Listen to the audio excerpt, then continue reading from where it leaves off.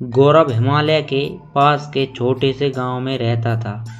उसके गांव के आसपास घने जंगल थे और एक छोटी सी नदी भी पास थी। रात को जंगल में घूमने वाली आत्माओं और भूतों की कहानियों को सुनते सुनते गौरव बड़ा हुआ था।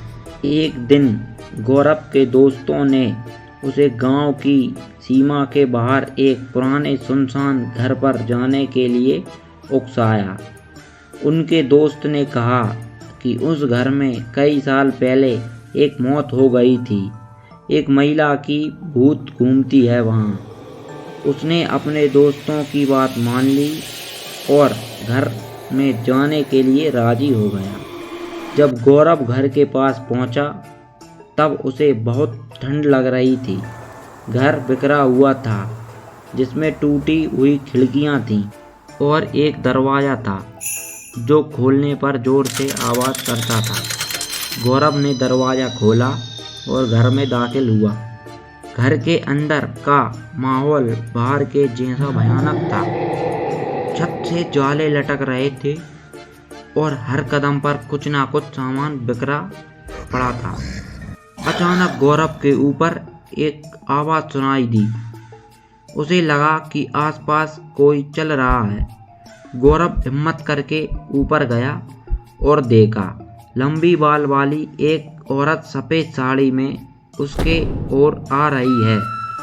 गौरव डरकर भागने की कोशिश करने लगा कि उस औरत की आत्मा ने उसका एक हाथ पकड़ लिया और गौरव से विनती करने लगी कि मेरी मदद करो। यह सुनकर गौरव चौंक गया। उस औरत ने कहा कि वह घरेलू हिंसा का शिकार हुई है और उसके पति ने उसकी हत्या करके इसी जंगल में दफना दिया था और तब से उसकी आत्मा इस घर में कैद हो गई है। यह सुनकर गौरव ने उस आत्मा की मदद करने का सोचा और उससे वादा किया कि वह उसे मुक्ति दिलाकर रहेगा। गौरव अपने दोस्तों को यह सब बातें बताता है और उन्हीं की मदद से उस आत्मा के शरीर को ढूंढता है जो कि उसे एक पेड़ के नीचे दबा हुआ मिलता है। फिर गौरव पुलिस को यह सूचना देता है और पुलिस उस आत्मा के पति को गिरफ्तार करती है और कोर्ट उसे आजीवन कारावास की सज़ा सुनाता है। गौरव एक पंडित को लेकर उस घर में जाता है और पूजा पाठ करवाता है। इससे उस आत्मा को उस घर से मुक्ति मिल जाती है और गौरव का धन्यवाद करती है। गांव वाले सभी गौरव के इस कारनामे से प्रसन्न होते हैं और गौरव को इनाम देते हैं।